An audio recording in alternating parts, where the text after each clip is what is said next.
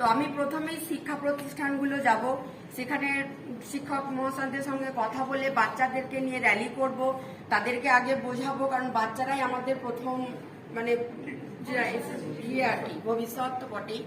তো তাদেরকে দেব। তারপরে আমি এসএসজি মেম্বারদের সঙ্গে কথা বলার আগে সংঘনেত্রীদের যারা ডিরেক্টর পদে আছেন তাদের সঙ্গে কথা বলে একটা মিটিং এর ব্যবস্থা করব সংঘ স্তরে। তারপরে উপসংঘের নেত্রীদের সঙ্গে কথা বলে পাড়ায় পাড়ায় আমি মিটিং করে বোঝাবো।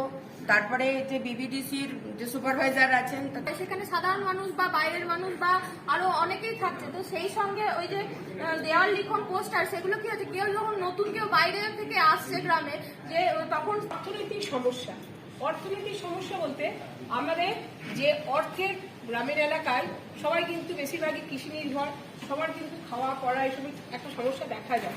তাদের ক্ষেত্রে একটা গ্রে ওয়াটার যে করতে হবে